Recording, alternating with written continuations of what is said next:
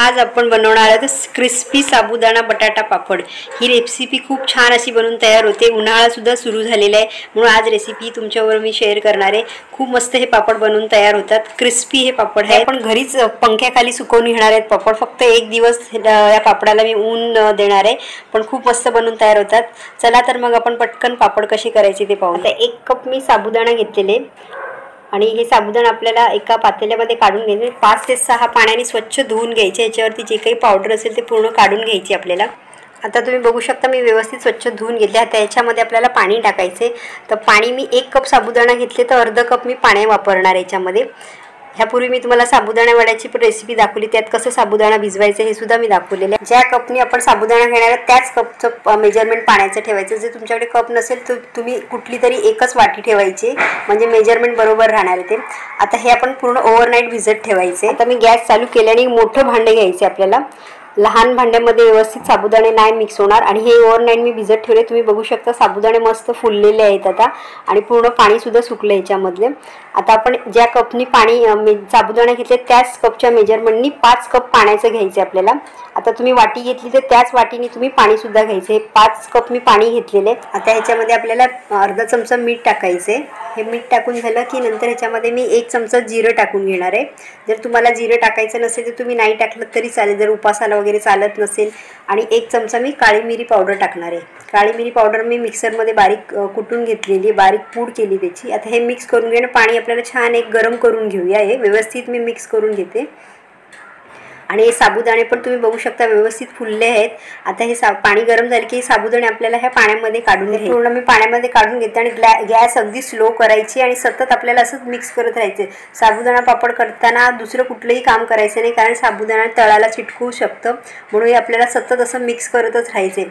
जोपर्यंत साबुदाणे ट्रान्सपरंट पूर्ण होत नाही तोपर्यंत हे आपल्याला असंच मिक्स करत राहायचे। हे 3 मी बटाटे घेतलेले मोठे, हे आपल्याला ह्याची साल पूर्ण काढून घ्यायचे आणि मी साईडनी साबुदाणा पण बघते, एक साईडनी चमच्याने फिरवत जाते। व्यवस्थित साल सोडून घेतलं ते आपल्याला किसून घ्यायचे। किसणीने आपल्याला छोटे पीस वगैरे करायचे नाही, असं करून किसत घ्यायचे की लांब लांब असे पीस, हे तुम्ही बघू शकता मी तुम्हाला दाखवते, असे लांब लांब पीस येत जाणार आहे।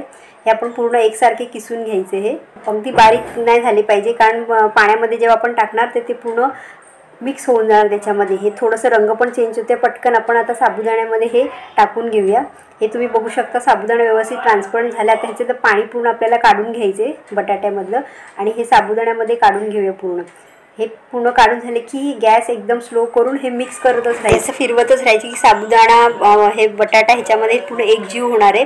हे व्यवस्थित मिक्स झालेले तुम्ही बघू शकता। आता मी गॅस बंद करून घेतलेला आहे। आता हे पूर्ण आपल्याला थंड करून घ्यायचे, पण पूर्णपणे थंड झालं की ह्याच्यामध्ये आपल्याला जर वाटलं की घट्ट झाले तर साधं पाणी वापरायचं नाही, थोडं गरम पाणीच वापरायचं ह्याच्यामध्ये। यूट्यूबमध्ये मीनाज किचनला सबस्क्राईब करा आणि बेल आयकॉनवरती क्लिक करायला विसरू नका।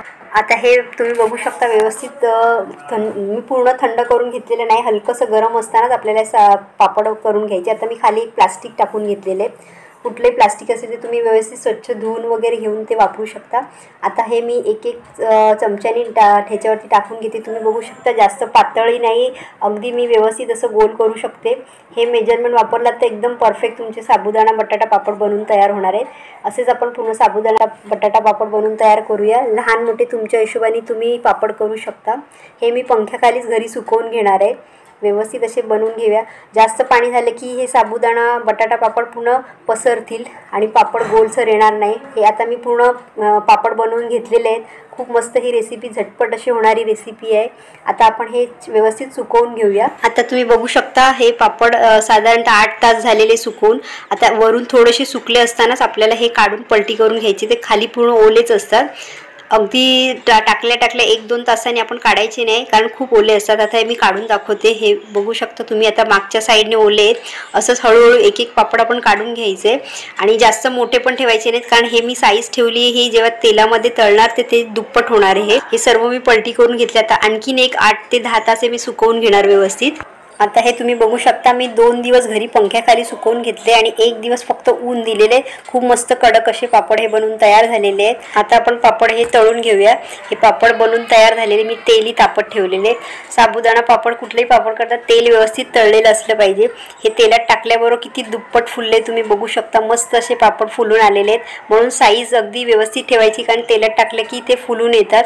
आणि खूप छान एक क्रिस्पी साबुदाणा पापड बनवून तयार झालेले. 1 कप साबुदाण्यामध्ये 55 पापड बनवून तयार झालेले आहेत.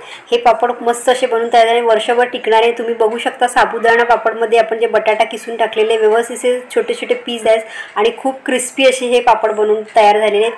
तुम्ही कुठल्याही वेळेला तुम्हाला खायचे असेल तुम्ही खाऊ शकता. उपवासासाठी पण खूप छान अशी रेसिपी आहे. तुम्ही हवाबंद डब्यामध्ये ठेवलात तर वर्षभर आरामात टिकतात. तुम्हाला ही रेसिपी कशी वाटली ते मला नक्की कमेंट करून सांगा. पुन्हा भेटूया अशाच एक नवीन रेसिपी बरोबर. तर मस्त